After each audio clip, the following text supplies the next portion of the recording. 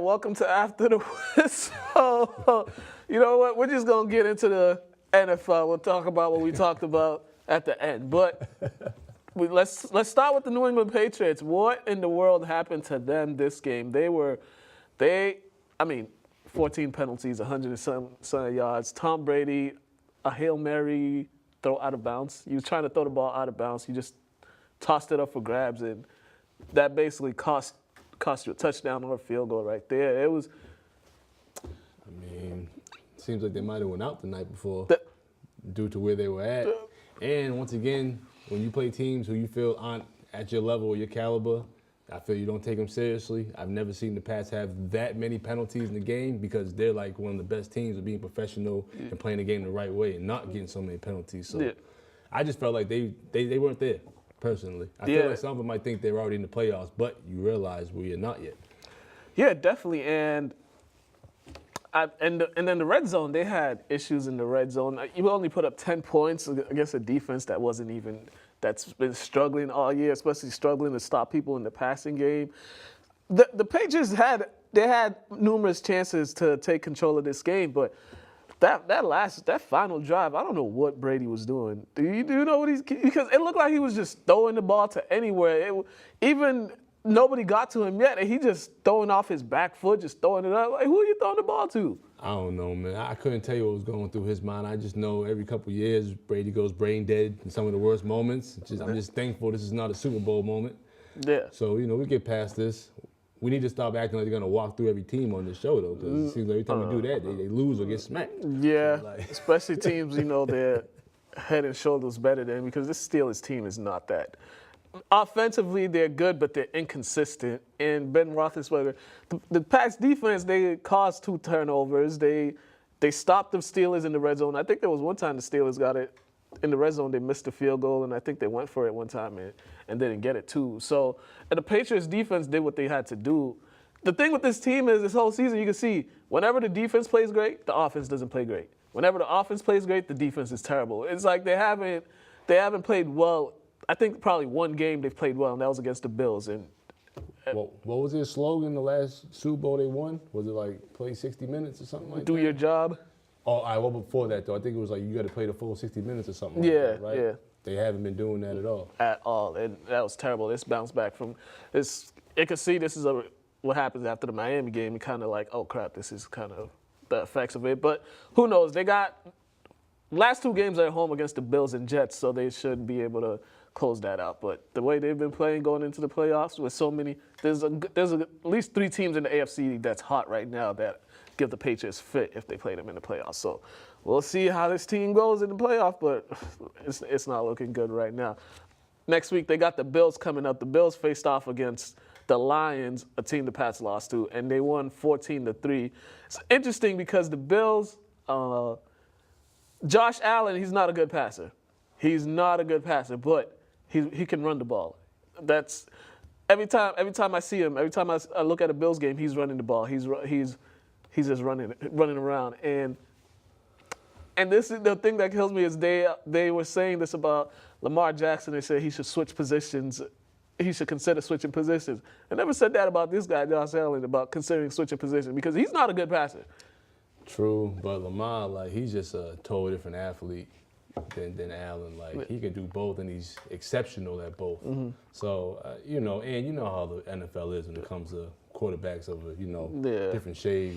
When they can do 2 things, they try to funnel them somewhere else, and it's just not fair. Yeah, and you see 13 for 26 for Allen. This guy this is his career. Since high school to in college, he's been a career 50% completion quarterback, and in the NFL, you're not gonna do anything with that. You would think he'd be a lot better because it's a free passing league right now. Everybody passes the ball. There's more than enough opportunities for have a high completion percentage, but he just isn't able to do it. Maybe he can progress as his rookie season goes on, as his career goes on, but right now, this guy is what he is, and they're coming up to New England this coming weekend, and if the Patriots struggle with them, then we're just going to be like, all right, what's really going on with these guys? Yeah, to be honest, I don't really know. I wish I had something to tell you, but I don't. Yeah, because this game shouldn't be close at all. Maybe the first quarter it should be a contest, but other than that, the Bills they're the Bills. They're not that good. So the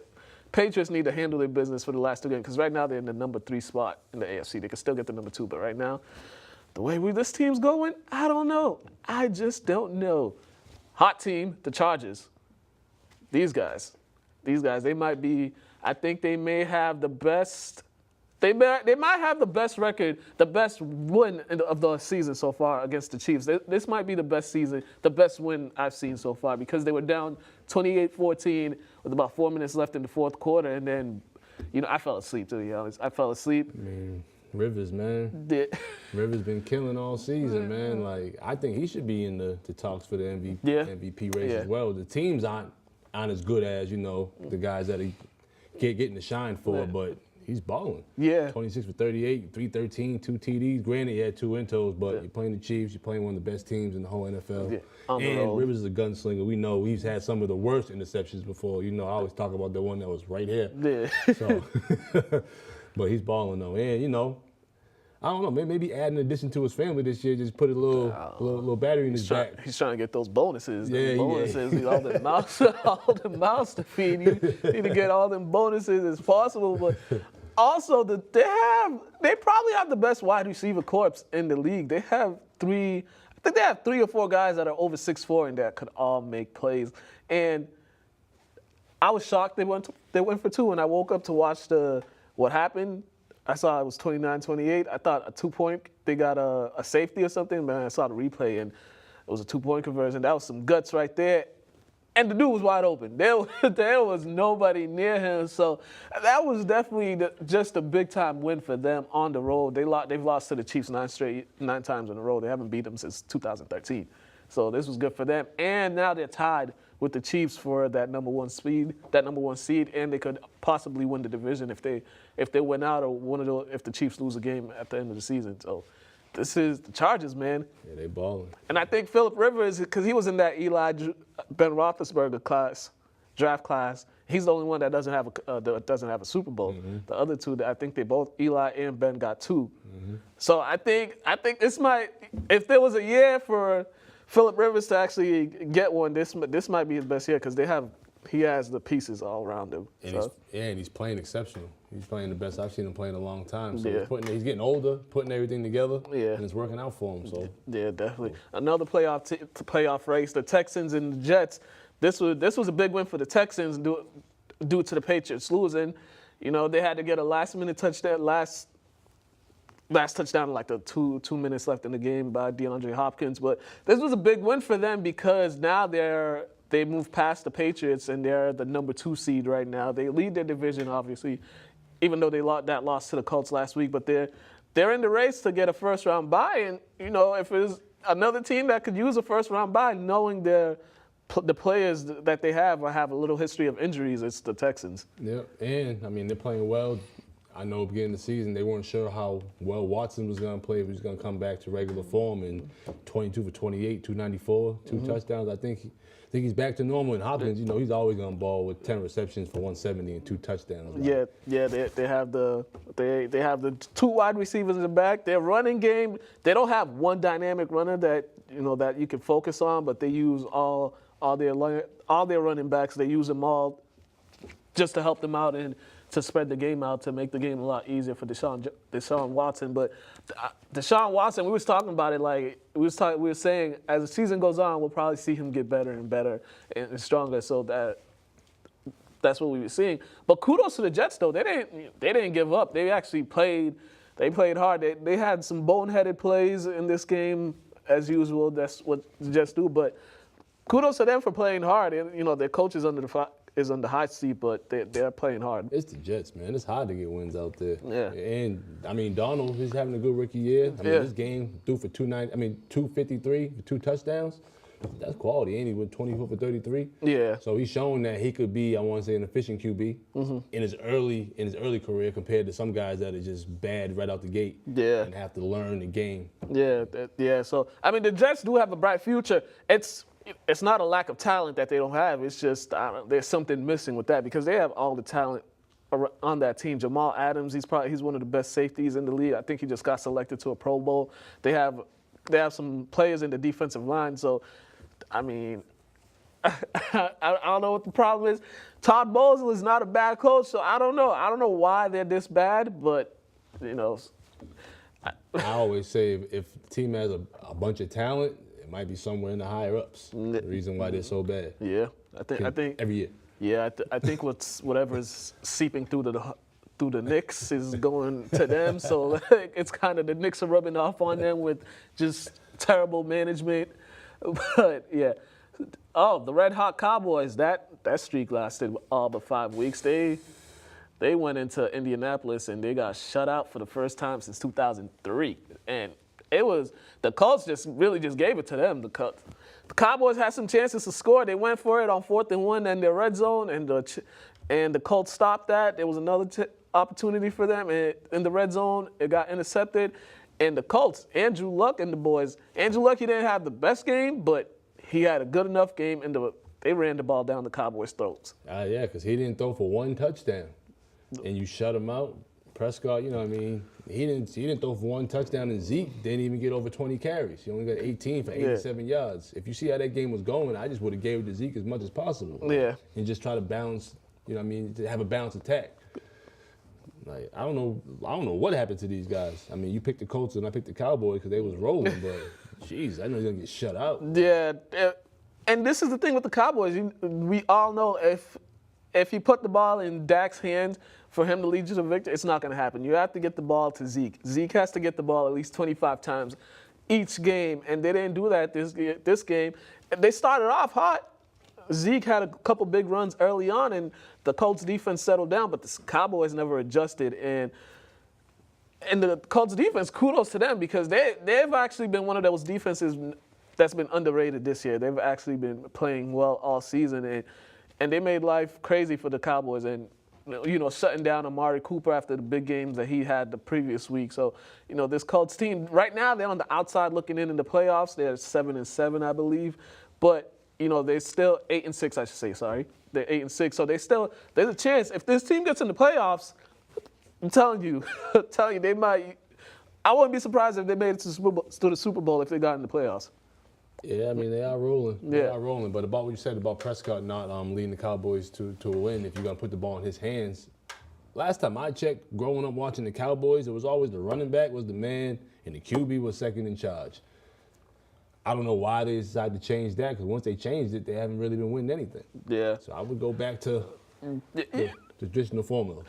Jerry Jones, man. Jerry Jones, he's low-key the head coach. He's the GM. He's the owner, GM, but he's also the head coach. But Jason Garrett is just there to show face because, I mean, that guy's always clapping. He always thinks everything's fine. He doesn't really make in-game adjustments that well. So seems like a puppet. Yeah, and that's the type of thing Jerry wants, because when he had Jimmy Johnson was cutthroat. He's like, look, this is how we're gonna do it. Jerry Jones didn't like that. Got rid of him. That's the type of coach that organization needs. They were winning. Yeah. Okay. Yeah. You know how some people they don't want to play the background. They want to be like, look, this is me. I'm doing it. This is all me. I think that was the dynamic with Jimmy Johnson and Jerry Jones. I think Jerry wanted more credit than he should get. He get a lot of credit now. Yeah. For them being bums. Yeah. So, the best thing he's done in the past 10 years with them is build a stadium. But the past 25 years, that's probably the best thing he's done. So, yeah, I don't know. Yeah. Cowboys, y'all need, I don't know, bring back Jimmy or something. Browns and Broncos, this was a tightly contested game. Baker Mayfield and them boys are playing hard. This was the Broncos, but the Broncos, they just did some things. Like, you would think after you see the guy blitz you three straight plays, the defensive coordinator sent the blitz, you would think you would adjust to that. But the same blitz, too. The same blitz and the same gap. You would think you would make an adjustment to that, but no, they did not.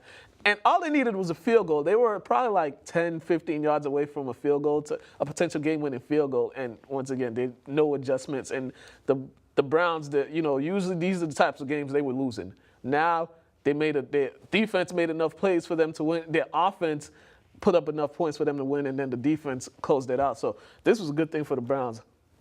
Yeah. I mean, I picked the Browns to beat the Broncos, so Yeah, I was happy when I saw this. Yeah. So, I mean, it seems like they're starting to turn the corner when it comes to improving the franchise and for the better. Yeah. Mayfield went 18 for 31, which isn't the best, but he's a rookie. 188 yards, 2 TDs, 1 into, so he's figuring it out. He's not throwing multiple intos. Yep. He's trying to, I want to say, value the football the best he can. He's also, he also has this moment when he tries to do a little too much. He did that a few times this game, and it didn't cost him. No interceptions, no turnovers when he tried to do too much. So he still has that gunslinger mentality. But he did that game-winning touchdown score. He made some big plays. And Nick Chubb, that's another guy we're not talking about. He's been running the ball extremely hard for them. And he actually had 20 carries for 100 yards. Yeah. That's the best thing for a rookie quarterback. A running game is the best thing for a rookie quarterback because sometimes you don't want them to do way too much. I mean, granted, Baker threw the ball 31 times. That's just about right. For any quarterback, that's just about right. Keenum, though, he threw. Remember we was talking about you throw over 40 times. It's a bad decision. He threw 48 times. He got 2 intos. Yeah, and so this was a big win for them. That. The Browns are they're still alive in the playoff race. If the Steelers lose out and, the Ravens slip up, there's a chance for them to slip in there, but it's going to be hard for them to get in there. I wouldn't be surprised if they shot a couple more people this season, though. Yeah. Just because when you go to Cleveland, you're not really taking them seriously yet. No. Because they haven't proved anything. They haven't showed much. They showing people this year. Especially this time of the year, it's when everybody packs it in. A lot of teams are packing it in this time of the year. The Browns can't afford to. Nope, they can't. They gotta get as many wins. And they have to get better. They have to get better every game, anyways. Yeah. Speaking of packing it in, I think the Dolphins, after the Patriots win, I think they kind of packed it in against the Vikings. This team, they were down 21-0, just like that. It was 21-0. I don't know what was going on. The Vikings were doing whatever they wanted to them. Dalvin Cook was running. Kirk Cousins, he was just slinging the thing. He did have that one interception, that pick six, but that Kirk Cousins doing Kirk Cousins things. But the Vikings, they needed this one to keep their playoff hopes alive. Yeah, and they did. I mean, I was kind of surprised how the Dolphins came out after beating the Pats. It's like, dude, you were the Dolphins this weekend. You should have been that last weekend or this past weekend, 2 weekends ago, with us. But they went back to normal. I want to say they get amped for this game, for the Pats game. So playing the Vikings, they knew it was. And you would think they'd actually have a little more sense of urgency because they're still alive for the playoffs, but this dampers them. And this is what separates certain teams, because you can't put 2 back-to-back games consistent. And granted, the Patriots gave them one, so I mean that could have just caused momentum for them to. I can't even say the word. Rake off a couple wins, may potentially get in the playoffs, but you go here. I'll be honest, man. I don't really see the Dolphins really winning much in general. I feel like it's hard to be focused in Miami. No, yeah. Compared to New England, Massachusetts. Yeah. It's cold out here around this time, so they ain't worried about being on the beach, going to the club. They go out, but they have a good time. But not like Miami. You can go out all year round. So 7 days a week. It's tough to focus down there in Florida. Yeah. I think a little getaway would have helped them out, but they might have probably the night before their flight, they probably was a little too turned up. I mean Florida as a whole. Bucks, Jags. Speaking of Florida, that's a great transition as we go into a team that, they're for the 11th straight year, they're going to miss the playoffs. The Tampa Bay Buccaneers lost to the Baltimore Ravens. Lamar Jackson is 4-1 as a starter. Joe Flacco, you better start looking for a new job because this is their new franchise quarterback. Carl says me. Yeah, and this still running him a lot though. He had 18 carries and 95 yards. It's good when you're young, your early 20s. He can handle that, but they gotta. I feel like they might see him as a poor man's Vic. Yeah. Because he's so exceptional with his legs and his arm that it's like we can't just. I want to say. What's the word I'm looking for? Put shackles. No. Yeah, shackles. Yeah, all right. I didn't want to say shackles, but put shackles on him and that messed me up. But but like I was saying, they want to utilize both his skill sets, but you kind of as a QB, you want him to understand that his arm is his most powerful but the legs help you get out of trouble. Yeah. So utilize your arm and use your legs from time to time. But yeah, don't have, because he's not he's not Cam Newton. He's not 260. He's probably like 200, maybe. If that. If that, He looks slim, though. Yeah, but I don't know. This team they've been playing a whole lot differently since he's gotten into the lineup. It seems like everybody's rallying around him, helping him out. Receivers are blocking, making plays. So, I mean, this is another team. This is another team that gets in the playoffs. It'll be a tough team because they still got a top 10 defense, and the offense is doing just enough for them, for the defense to make stops. And so this is what you need. And I think it's easy to play with Lamar Jackson because you know he's not just going to just willingly take a sack or willingly just get a turnover because he can't run. Yeah, he's gonna do whatever he can to get the first down, to get a W. So it's easy for them guys to fall in line with him. Yeah, definitely. And so the Ravens still got a chance. They still got a chance in the playoff race. They actually got a chance to win the division. If the Steelers lose a couple games, then these last 2 games of the season is gonna be important. Team that's their playoff hopes are pretty much done. My man Cam and the Panthers, they lost 12-9 to the Saints, and I think they got to shut Cam down. He's hurt.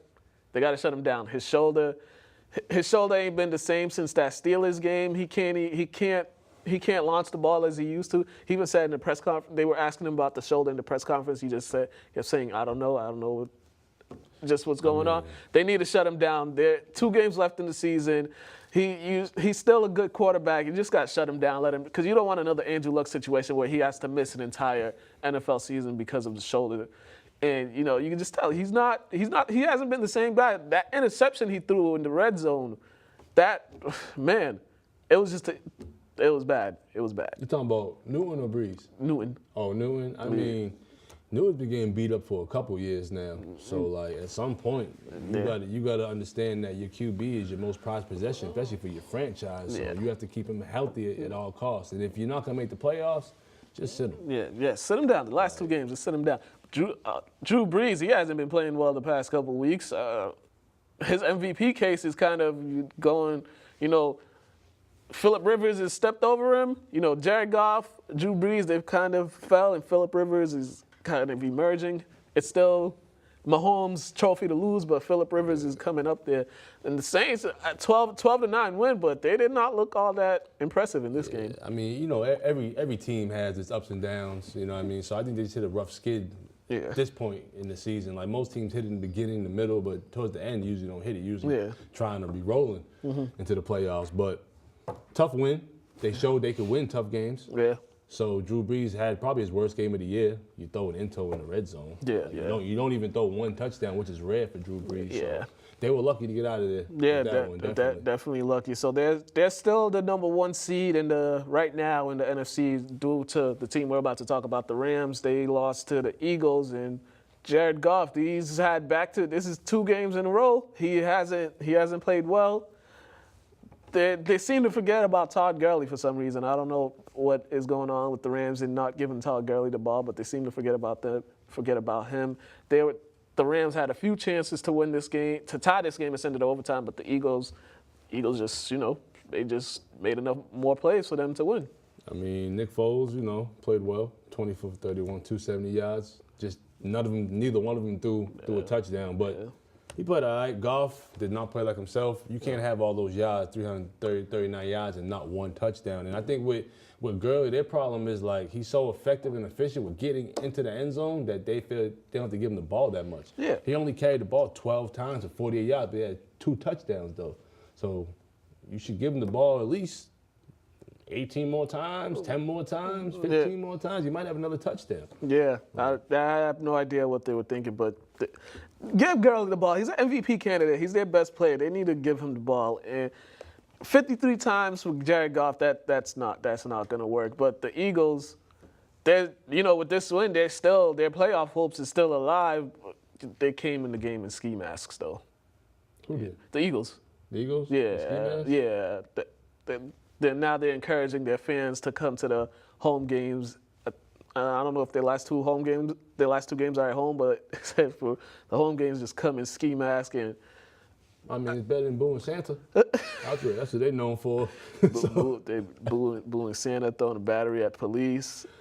cheering when Michael Irvin had a neck injury and he was being carted off the field. I forgot about that. Yeah. You went too far back. Yeah. That's just the Eagles. But, I mean, the ski mask thing, I don't know. Yeah. I mean, it's cold out there. Someone said they just better wear it when they get in the stadium. Don't wear it. Yeah, For certain people, you just make sure you put those things on when you get inside the stadium. Yeah. I would just say everyone put it on when you get inside the stadium. Don't be walking out there with a ski mask on the field. Yeah. Might not work out for you. Yeah, definitely. Either way. Yeah, definitely. The Chicago Bears, they clinched the NFC North.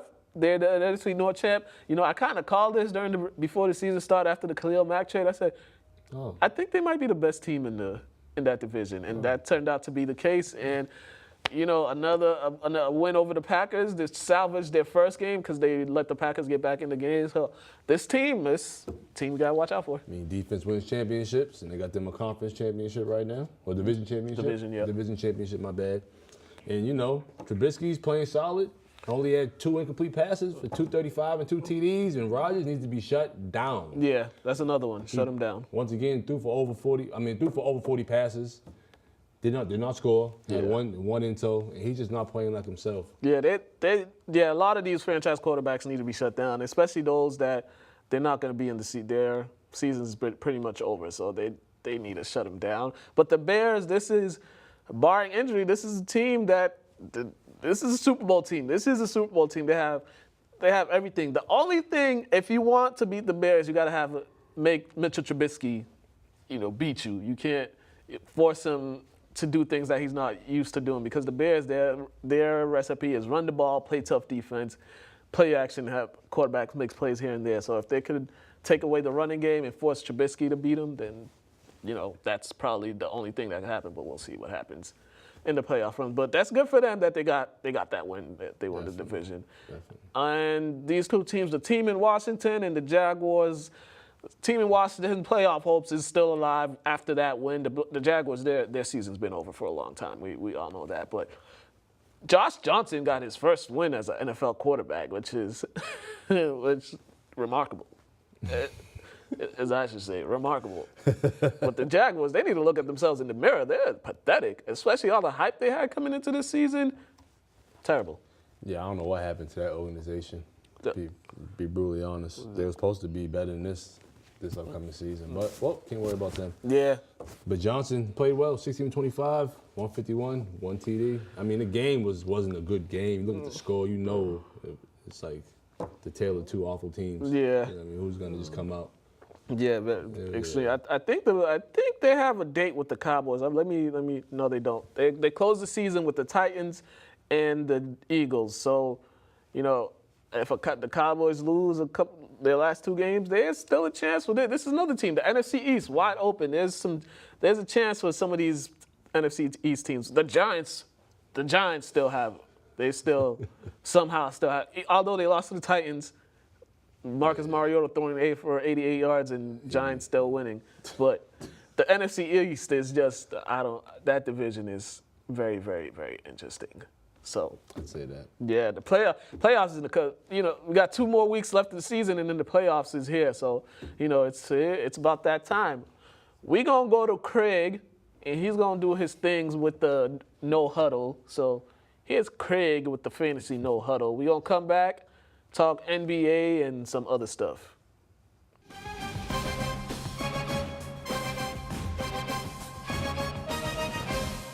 Up, everybody, and welcome to No Huddle here on After the Whistle.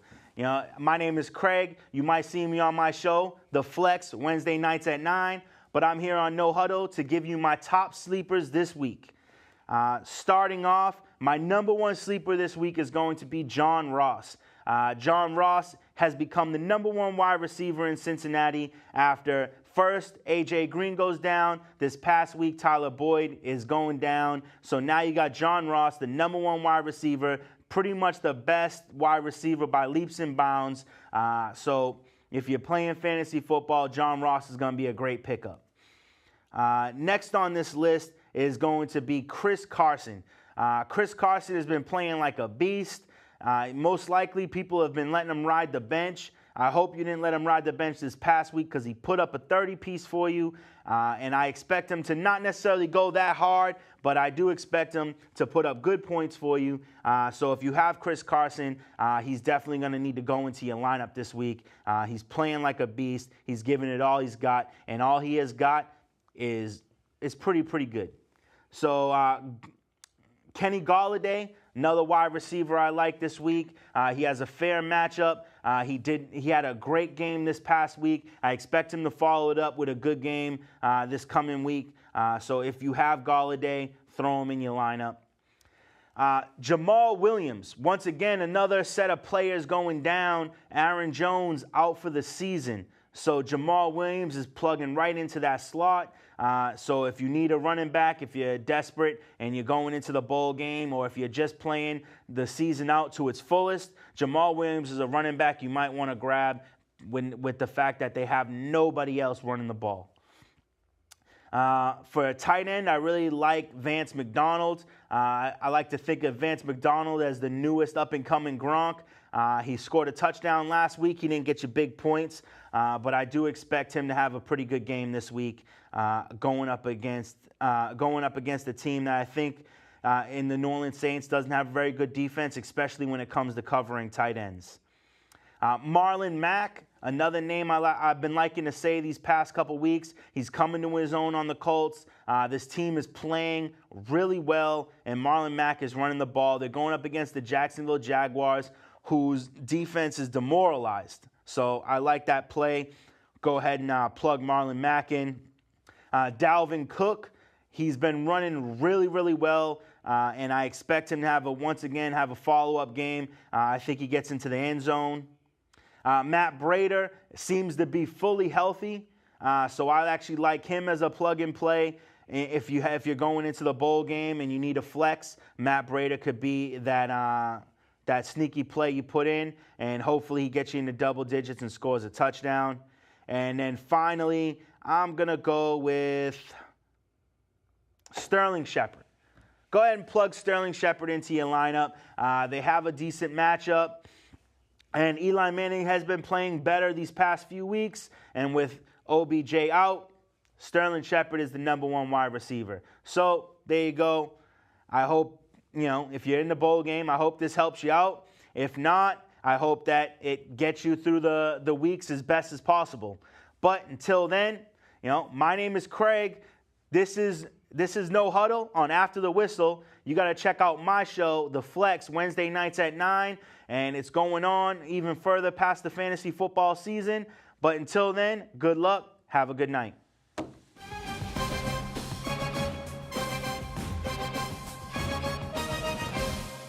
All righty, and we are back. Thank you, Craig, for that with the Fantasy No Huddle. It's time for some NBA news and the Washington Wizards. This was an interesting move that they made. They traded away Austin Rivers and Kelly Oubre for Trevor Ariza. What did you make of that move? I mean, I like Trevor Ariza personally. He's a two-way guy, 3-and-D guy. But I thought you wanted to trade it to guys that don't really care about playing with each other. Because honestly, when they said trading Austin Rivers and it didn't go through and it went through, I didn't know what team Austin was even on. It shows how much attention I paid to him. I don't pay any attention to Austin because, I just didn't know what team he was on. So the headline was Washington, the starters aren't playing, Bale and Walton really playing with each other. It seemed like, why wouldn't you get rid of one of them? I've already said this whole organization, they just need a clear house, clean house, have a free sale for everybody. Got to go. I don't get why you would trade a guy, Kelly Oubre. He's only 23 for a 33-year-old. That's one thing. Granted, you may need a veteran in that locker room, but no, it's not gonna. At this point with that team, it's not a veteran coming in there is not going to help. That team is already gone. So. You once again trading the wrong people. You needed to trade one of your big contract guys. Even Otto Porter, they should have traded Otto Porter or something. But the Kelly Oubre, he has potential too because every time I watch him, he's knocking down threes and getting buckets. So, from what I hear, I heard Washington wasn't the biggest fan of Kelly Oubre sometimes. But I don't know, man. I just didn't understand the whole Austin Rivers. Like, why do you trade him for? Yeah. He's not going to change anything. Them moving them guys around really gonna change anything with the starters. Yeah, and in the Suns they released Austin Rivers, so he's gonna he'll clear waivers and probably get picked up by a team that has playoff aspirations. And another thing though, like who wants to be part of a team that when you get injured, they say they play better without you, basically. Not those words, but they basically said we play better without you. So at some point you got to be like, you know what? There's no hard feelings, but I got to go to another organization. I've been saying they should have traded John Wall to the Toronto or something like that. That he'd be good for them. He'd be away from DC. I don't know how late it gets in Toronto, but DC, the party scene in DC is a little wild. Yeah, John Wall, he just he worried too much about partying instead of winning basketball games. So I mean, he just need to get away. Like he can go out and enjoy his time at a lounge or something, but you don't got to go out. Yeah. And he goes out, even 7 days a week, even after the game. I'm like, man, you got it. Because I'm sure it's hard sitting in the house all the time, not doing anything. Yeah. Go out, go paintball, do something different. Yeah, but that was an interesting move. And also, before this, the original trade was supposed to be involving the Grizzlies as well. But the Grizzlies, one of the teams thought they were getting Marshawn Brooks instead of Dillon Brooks. So that whole thing just, I mean, that's a big difference between Dillon and Marshawn. Yeah, Marshawn gave you some buckets. Yeah, boy. so the whole thing just canceled out. So, I mean, oh well. You see the movie the other night? Yeah. Went to the cup. Yeah. Like, he's still getting buckets. Like. Yeah. Now, the Bulls, this team, they are benching Jabari Parker because they want to give some young guys more minutes. I don't understand. This was your big free agent pickup, and now you're going to bench him. This organization, I don't know what they're doing. Is this the interim coach doing this nonsense? I think it's the interim and the management. I got nothing to say about that guy. Did you see him choke the dude the other day, though? Well, last night, I think it was last night or the night before, there was a little scrap. OKC, they were playing OKC, and Westbrook was doing some sucker stuff to Chris Dunn, shoved them, and Dunn shoved them back, and then a melee happened. Everybody's in each other. And all you see is the coach. He grabbed one of the Thunder's players, and Bobby Portis is in there grabbing Robin Lopez is ready to fight people. It was wild. I might have to apologize to that coach. He might be trying to change some things over there. No, I think that was just the team letting all their frustration out because I think he probably wanted to do that to a few players, and I think a few players has been probably wanting to fight him. So there's we can't fight our coach. Let's fight the opposition. Let's fight everybody else. Yeah. But that whole benching Jabari Parker, he came off injury last season, right? Yeah. So Jabari's a hometown kid. You don't. That's like benching Derrick Rose or something. Like, granted, they ain't the same caliber, but they're both Simeon kids. Yeah. You know what I mean? Like hometown kid. I'm sure he's packing them seats, and he could hoop. Like, what are you doing? Who are they playing in front of him? He's like a 3-4. Like he can do everything. Like, I don't know. They have complementary players for him. They have players that he could play well with. Markkanen, Bobby Portis, Wendell Carter Jr.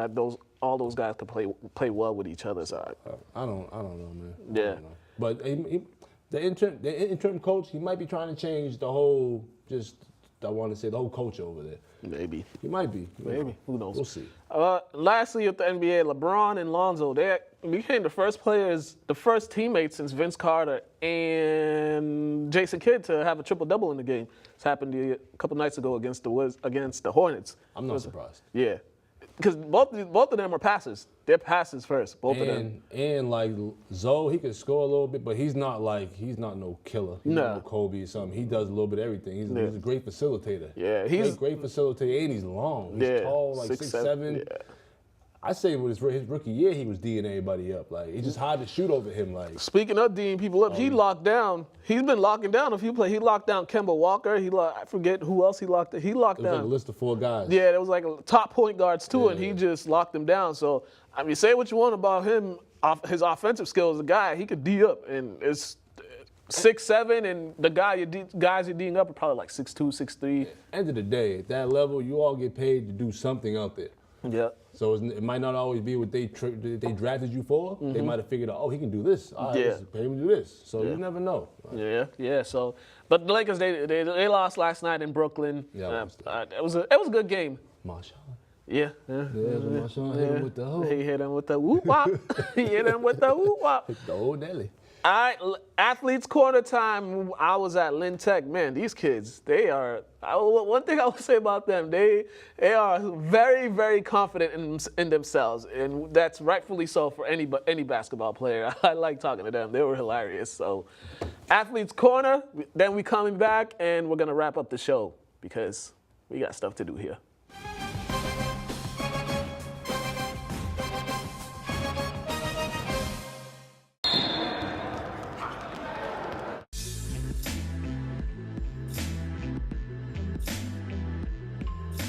Welcome to another edition of Athletes Corner. I'm here at Lynn Tech with head coach Steve Patrick. What's going on, coach? How you doing, brother? And I'm here with senior Q. He won't tell me his first name. It's some confidential stuff. I don't know. It's a little confidential. He won't tell me his full name. But Q and Rob, we're both seniors. All right, I'm Amari Gaston. Buba Cisse. Johan Ortega. Is it 3 years now? 3 years, my third year. We're expecting to have a really good season this year.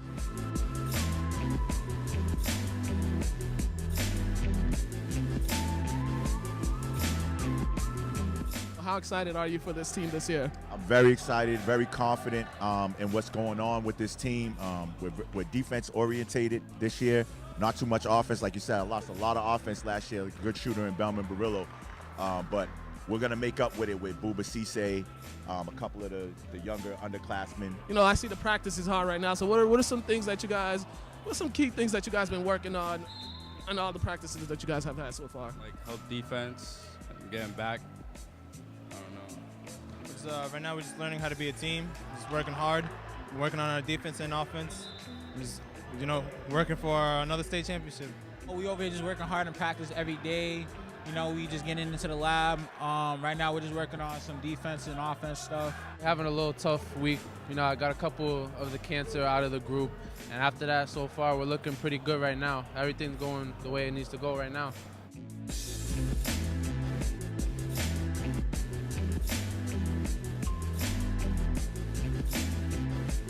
It feels really good to work hard for 4 years, and then this is it. This is our moment to really step up and show everybody what we're made of and play hard, yeah. It feels good inside because it's the last time you were playing basketball for Lynn Tech, so yeah. What's the style of this team? What is this team's key attribute? You did talk about defense, but offensively, what are you trying to get out of them? Is it more up-tempo, or do you want to slow the game down a bit? Definitely more up-tempo, scoring off of defense, transition scoring. That's what this team's MO. But we have to also have a half-court game. If you're going to be a good team, you got to play at different speeds. And so we also work on our half-court stuff too, offensively.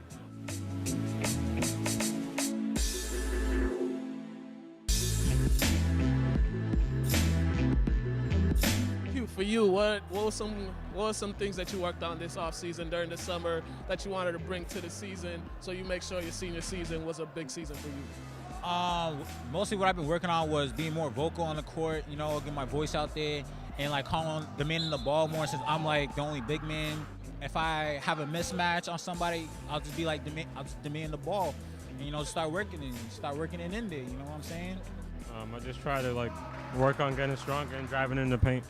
Well, mainly I just try to get in shape because last year I was kind of out of shape and I wasn't getting into the games and all that, so yeah. And I also had an injury, so try to recover from that injury. I just worked on, getting my body back in shape. I was out of shape for a while, and during football, after football, I just went to the gym, worked on my jump shot, worked on my left so I get better and get my handles better so I can run the point.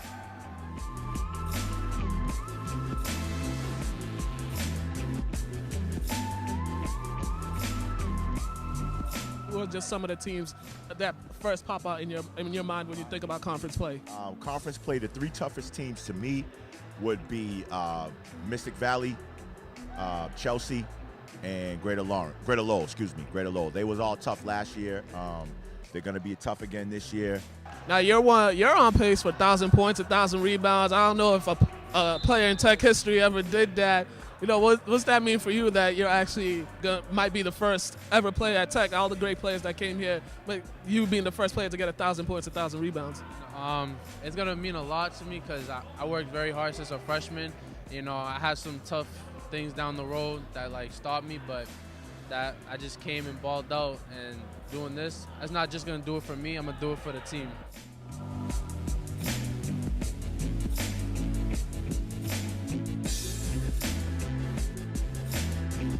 We go out right now. Me and you have a shoot-off. Who is winning? Me? Do I have a chance, though? No. Why don't I have a chance? I'm like Steph Curry. My man said he's like Steph Curry. God damn. Uno, dos, tres. Do I have a chance against any of y'all in a one-on-one? Against 1, 2, 3? Nah. Why not? I'll blow by you. Too small. Yeah, too small. These two guys, there's a lot of confidence over here. These two big men, they got a lot of confidence, but are they confident enough to beat me in a one-on-one?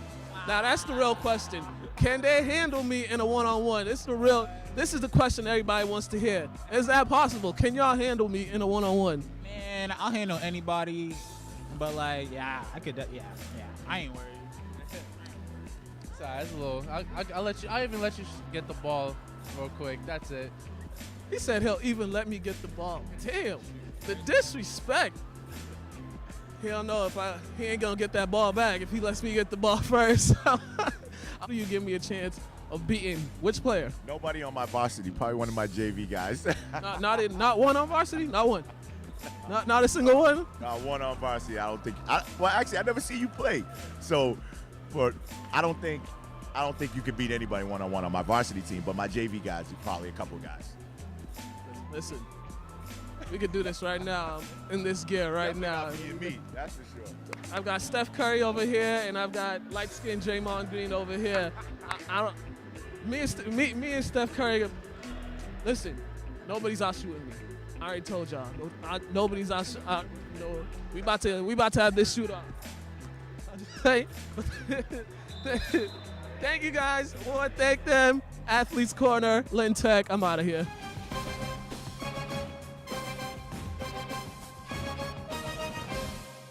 And we are back. Thank you to all those kids at Tech. They were hilarious. They were really hilarious. Now, speaking of high school basketball, we're going to do a little high school basketball roundup right now. First off, Lynn English Lady Bulldogs, 2-0. 2-0. They've had a strong outing against Malden to open the season. They've been on the road, so another road win Monday. Was it Monday? Yeah, Somerville Monday. Monday in Somerville. So, what's going on with them? How are you seeing them so far, the first two games? What's your progression? Well, compared to the Jamboree, they figured out how to play hard. They figured out we just need you to play hard and play with effort, because effort cancels out a lot in girls basketball, and just playing hard cancels out a lot as well. Mm-hmm. So they figured that out, and they're understanding their roles and what they do well, and they're actually figuring it out. May Lynn's time to turn it on. She's realizing that she's our dog. Kalia's her freshman year. She's getting better. Yeah. Jules is still a great leader. Mm-hmm. You know what I mean? Jessica and Stacy and our bigs, Alana and all them, they're going to be solid. So we got a full squad, the ladies, man. Our freshies, the young pups. Yeah, that's what I was saying. The freshmen, they stood out to me the most when I went to the game to watch I think y'all got 3 on JV, right? They got 3 on JV. Those 3, they look like they were just head and shoulders above those other girls on JV, and they were aggressive, and they got some varsity minutes too. They kept in the game just pure aggression. The best thing about freshmen, they don't know anything. So we just tell them, go out there, play hard, play defense, and take it and value the basketball. Mm-hmm. Just don't hurt us. Mm-hmm. So and they're understanding that, and they're just fearless. Those 3 girls actually, like, they play in their free time. Like, a couple of girls, they go to the Y, they play. Mm-hmm. And we're trying to get our whole team to understand that. It just doesn't, you just can't turn it on. And the Monday after Thanksgiving, think, I'm going to be a great, outstanding basketball player. Yeah. No, it starts all summer long, throughout the year. And women always ask you what you do all summer. Yep.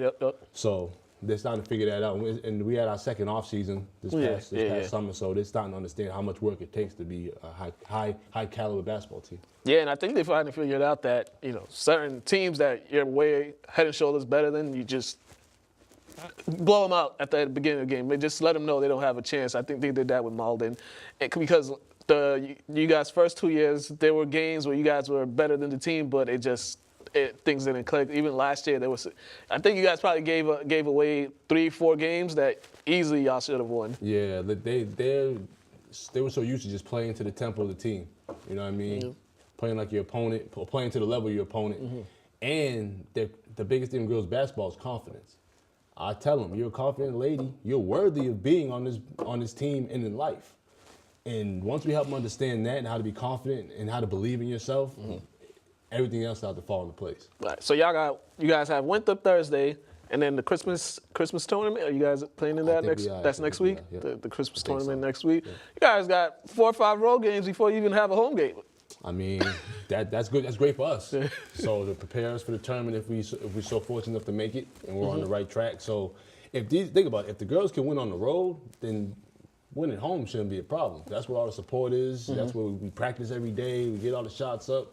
They know that gym at the back of their hands. So if we get these road wins and stop giving games away, we're gonna be pretty good. Yeah, definitely 2-0. Also, the boys team, they're 3-0 right now. They've 3 games. They've 3 games. They had none of them have been even close. I just enjoyed the pettiness of last Friday's game against Malden. Everything about that game, I loved it. Afterwards, I loved it. Just petty. I love petty. I love people who are petty, and they were very petty with Malden. They were trying to hang that 100 on them. So. I mean, Malden, the school shouldn't have got that, but the coach got what he deserved. Yeah. Point blank, period. Yeah, pretty much what he said. I co-signed. I double co-signed. So everybody's off to boys 3-0, the girls 3-0. St. Mary's boys, they're undefeated. They're in 4. They're traveling to Florida right now to play a couple. They have 2 games down there against some tough teams. I believe classical boys and girls are undefeated, and Tech played 1 game so far. I think they're classical girls won in overtime last night to Winthrop. Okay. Solid. Yeah. So everybody, so all the teams right now, they're putting out. We're winning, that's what we do in Lynn. We win. We don't, the history of Lynn basketball is winners. Exactly. So we don't like lose winners. And I might be a coach for English, but I like to see every player in the city do well. Because I don't care what school you go to, I just want everybody to put Lynn on the map. Yeah, definitely. So that is our high school basketball roundup. I'd give y'all hockey, but the Jets, they lost the other night to Summer. Well, they tied with Somerville. They were up 7-4, and they just tied it up. They allowed 6 goals, and they allowed 3 goals in like 6 minutes. Oh. The game ended in a draw. The St. Mary's boys and girls, they both scored victories the other night. So, I mean, check out the news. Check out the LCTV news. We got the sports update on that as well. But this is we're basketball guys. So, you know what I mean? All right, so it's time for us to kind of wrap up the show. And it's the favorite time, prediction time. So, Washington, we're going to start off with the team from Washington. They are at Tennessee, and this is a Saturday game, I believe. I'm taking the Titans, man. Yeah, I'm taking the Titans too because they still they have hope to make the playoffs. The Ravens are at the Chargers. This one, playoff implication. Chargers. I'll take the Chargers. I'll take the Chargers. I want to say the Ravens, but I'm just gonna take the Chargers. It's those receivers. That's how I was feeling. Cincinnati are traveling to Cleveland. The Browns, man. Yeah, the Browns. I can never pick a Cincinnati team. I just can't do it. It hurts my soul. Even rocking with the Browns. Yeah. Tampa Bay at Dallas. Tampa Bay. I'm telling you, it's Tampa Bay. Minnesota at Detroit. Minnesota. Yeah, Minnesota. They need to make the playoffs. The Giants at the Colts. Colts, man. Colts are rolling. Yeah, I can't pick a New York team. Colts. Jacksonville at Miami. Miami. I would never pick Jacksonville, I don't think. I'm just going to pick Jacksonville just because I don't want to pick Miami. You would. Buffalo are at New England. I think we're both going to. Yeah, I would go hometown team, same here. I don't even got to say that. The Packers are at the Jets. I'm going to say the Jets, man. Man, me and you are the same dilemma. Yeah, I'm going to go with the Jets. I don't trust the Packers. Houston at Philadelphia. Houston. Philly. I respect that. Atlanta at Carolina. This is a pick'em game. I'm going to go with the Falcons. They just smacked the Cardinals. Yeah, I don't think Cam's gonna play. They're gonna shut him down. So you know what? I'm gonna go with the Panthers. Go down with the ship. Rams at Cardinals. Rams. Bears at 49ers. The Bears. Bears. Pittsburgh at New Orleans. New Orleans. Pittsburgh.